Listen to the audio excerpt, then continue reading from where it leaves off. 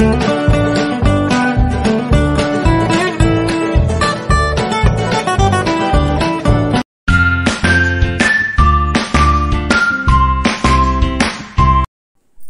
Friends, అందరికీ నమస్కారము. అందరూ ఎలా ఉన్నారు? నేనైతే చాలా చాలా బాగున్నానండి.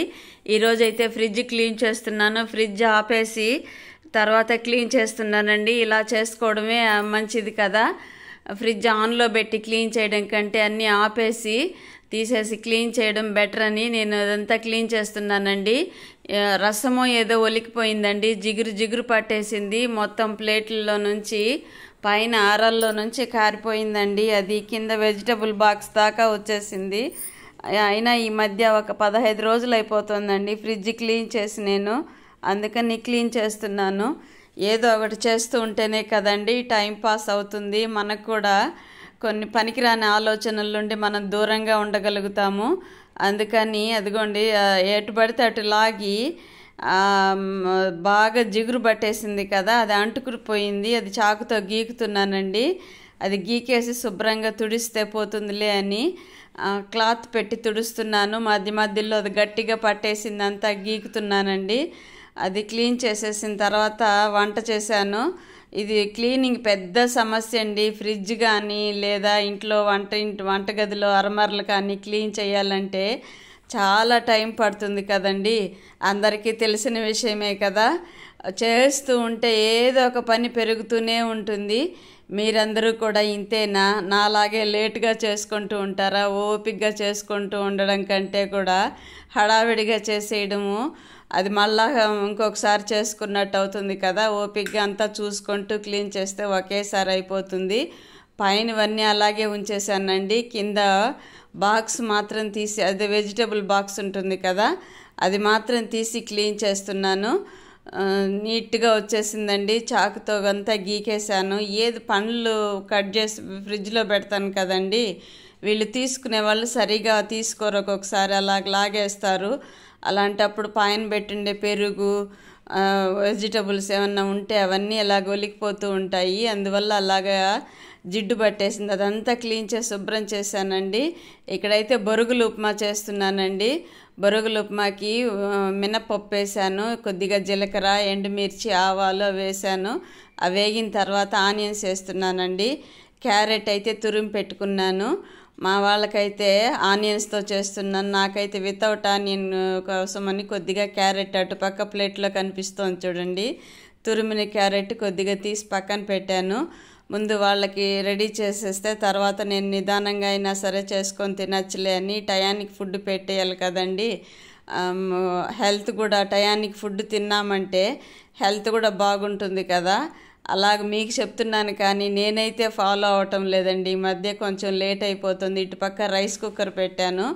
ఒకేసారి మార్నింగ్ అంతా చేసేస్తాంలే అనేసి బొరుగులు ఉప్మా, ఇటు రైసు, ఒకవైపు పాలు, ఒకవైపు దొండకాయ ఫ్రై చేస్తున్నానండి.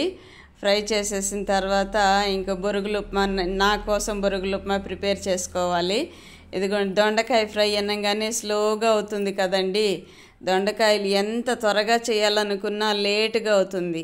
అది వేగడమే బాగా ఇదండి. మా వాళ్ళకి మరీ డీప్ ఫ్రై లాగా అయిపోవాలి. అయితే నేను కొంచెం తడి ఉండంగానే చేసేస్తుంటాను. ఇంకా విధిలేనట్టుగా తిని పెడుతూ ఉంటారండి మా వాళ్ళు. మరీ డీప్ ఫ్రైగా అయిపోతే చేదుగా అనిపిస్తుంది కదా. అందుకని కొంచెం ముద్దగా ఉండగానే వేరుశనగకాయల పొడి వేసి ఆఫ్ చేస్తాను. ఇక్కడ దొండకాయ ఫ్రైకి కూడా మినపప్పు వేసానండి, కొద్దిగా జీలకర్ర వేసాను. ఇదైతే కొంచెం పెద్ద పెనం పెట్టానండి. దొండకాయ అలా ఇలా కదుపుకోవడానికి చిన్ని ప్లేట్ అయితే సరిపోదు కదా. పెద్ద పెనుమైతే, ప్లేట్ కాదు పెద్ద పెనుమైతే ఈజీగా అవుతుంది కదా అని పెద్ద పెనం పెట్టాను. అటుపక్క అయితే బొరుగులు మాకి రెడీ చేసేస్తున్నాను. ఇంకా టైం అయితే 9 అయిపోయిందండి టైము. ఆ టైంలో ఇంకా లేట్ అయింది కదా అని బొరుగులు ముందే తడిపి పెట్టుకునేసానండి. వాటర్లో వేసి కొంచెం ముద్దగా అయిన తర్వాత తీసి, కొంచెం మరీ మెత్తబడిపోకూడదండి, కొంచెం ఇదిగానే ఉండంగానే తీసి పిండేసుకోవాలి. ఆ వాటర్ అంతా పిండేసి పక్కన పెట్టేసుకొని తర్వాత పోపుకు పెట్టుకున్నాం అనుకోండి ఈజీగా అవుతుంది.